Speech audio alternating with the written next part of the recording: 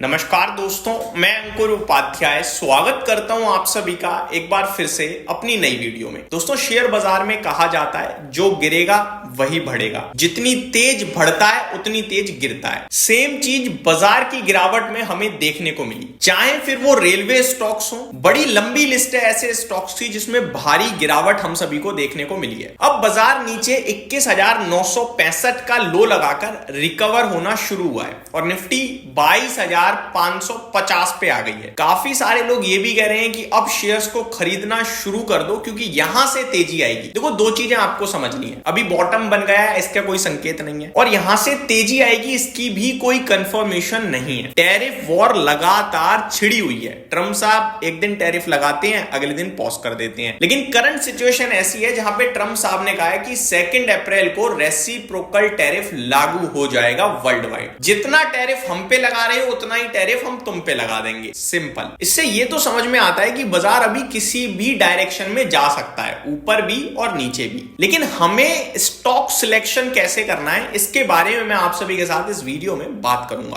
कुछ स्टॉक्स के एग्जांपल भी आपके साथ शेयर करूंगा, एक एक करके चीजों को समझते हैं। देखो, एक चीज क्लियर है इस समय, चाहे बड़ी ब्रोकरेज फर्म हो लाइक जेफरीज या बोफा यानी बैंक ऑफ अमेरिका, या कोई भी बड़ा रिसर्च एनालिस्ट हो, एक ही चीज कहता हुआ दिखेगा, और वो ये है कि बाजार में निफ्टी अपने एवरेज पीई के पास आ गया है या उससे नीचे है। लार्ज कैप स्टॉक्स में वैल्यूएशन कंफर्ट है, मिड कैप स्मॉल कैप भी करेक्ट हो गए हैं, लार्ज कैप के कंपैरिजन में थोड़े से महंगे हैं। साथ ही साथ एनालिस्ट आपको यह कहते हुए भी दिख जाएंगे कि कोई भी इन्वेस्टर शेयर की करेक्शन को देखकर ना खरीदे, कंपनी की अर्निंग्स और उसके वैल्यूएशंस को देखकर खरीदे। और यहीं पे सबसे बड़ा सवाल उठता है कि भैया कैसे देखें शेयर की वैल्यूएशन, कैसे जज करें कि ये कंपनी सस्ती है या महंगी है, कैसे जज करें कि शेयर को एवरेज करना शुरू करना चाहिए या अभी और गिरेगा। इसी के बारे में मैं आप सभी के साथ आगे बात करता हूं। दोस्तों, स्टॉक्स को ना अलग अलग कैटेगरी में बांटा गया है। हाई ग्रोथ स्टॉक है तो हाई वैल्यूएशन मिलेंगे, लो ग्रोथ स्टॉक है तो लो वैल्यूएशन मिलेंगे, लॉन्ग लास्टिंग बिजनेस है कि जिसको रिप्लेस करना बड़ा मुश्किल है, उसके वैल्यूएशन अच्छे खासे होंगे। एग्जाम्पल के रूप में मैं आप सभी के साथ शेयर करूं तो अगर हाई ग्रोथ कंपनी की बात करें हम, तो जो मिड साइज कंपनियां हैं जिनमें 30% या 32% या उसके आसपास की ग्रोथ हो सकती है आने वाले 3-5 सालों में, उसको बाजार महंगे वैल्यूएशन पे ट्रेड कराएगा। फॉर एन एग्जाम्पल, जोमेटो काफी तेज एक्सपेंड कर रहा है। फॉर एग्जाम्पल, जियो फाइनेंस अभी तो बिजनेस खड़े कर रहा है, अपने खूंटे गाड़ रहा है, तो और तेजी से बढ़ सकता है आगे। और भी बहुत सारी बड़ी बड़ी कंपनियां हैं मार्केट में जो हाई ग्रोथ के रूप में देखी जाती हैं। अब जो लॉन्ग लास्टिंग सस्टेनेबल बिजनेसेस हैं उसमें आपका एफएमसीजी कंपनी आ सकती है। तो इनको क्या है कि मार्केट 40-50 का पी देगा। अब सवाल उठता है कि हमें कैसे पता चलेगा कि ये एक्चुअल वैल्यूएशन है या महंगे हैं या सस्ते हैं। मैं आपको सिंपल बताना चाहूंगा, करेक्शन देखो कितनी हो गई है और उस स्टॉक में ये चेक करो कि आगे अर्निंग कैसी रह सकती है। फॉर एन एग्जाम्पल, मैं 2 एग्जाम्पल दूंगा, एक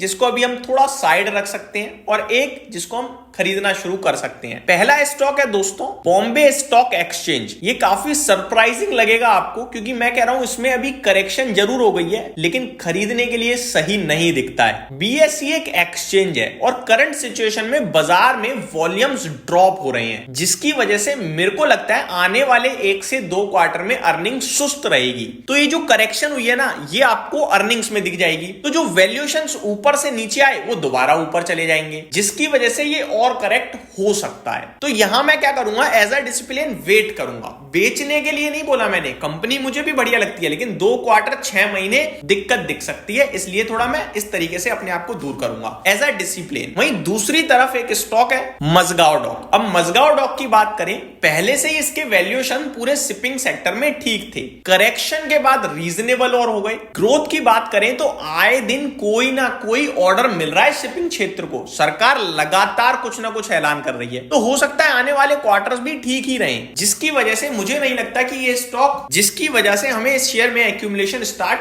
करनी चाहिए, ऐसा मुझे लगता है। ये मेरा पर्सनल ओपिनियन है दोस्तों, हो सकता है आप डिसएग्री करो, बट ये मैंने केवल और केवल एक्सप्लेन करने के लिए आपको समझाया है। यानी कि हमें स्टॉक को, उसके करंट वैल्यूएशंस को, साथ ही साथ उसकी आने वाले 1 से 2 क्वार्टर की अर्निंग को प्रिडिक्ट करना है। अगर ये 3 चीज कर ली तो हमें इतना समझ में आएगा कि कौन सा स्टॉक ठीक है, कौन कौन सा ठीक नहीं है, और इसी माध्यम से आप स्टॉक्स को एवरेज करना शुरू कर सकते हो या फ्रेश बाइंग करना शुरू कर सकते हो। एक चीज और याद रखना दोस्तों, आपने कोई शेयर चेक कर लिया इन तीनों फॉर्मेट्स पे, आपको ठीक लगा और आप खरीदना शुरू कर रहे हो, लेकिन बाजार करेक्ट होता है और ये और करेक्ट हो जाए, तो ये समझना कि इसमें और एडिशनल अपॉर्चुनिटी क्रिएट हो रही है, क्योंकि आपने अर्निंग्स भी प्रिडिक्ट करी है। अगर अर्निंग्स ठीक आएंगी तो वो सस्ता होता जा रहा है, इवेंचुअली आपको फायदा देगा। और जो भी पोजीशन आप इस समय बनाना शुरू करोगे उसे मिनिमम 2 साल के हॉरिजॉन से बनाना। स्टॉक कितना टूट गया है ऊपर से ये देखकर बिल्कुल भी पोजीशन मत बनाना। कंपनी, वैल्यूएशन, आगे 1 से 2 क्वार्टर की अर्निंग, इन 3 चीजों पे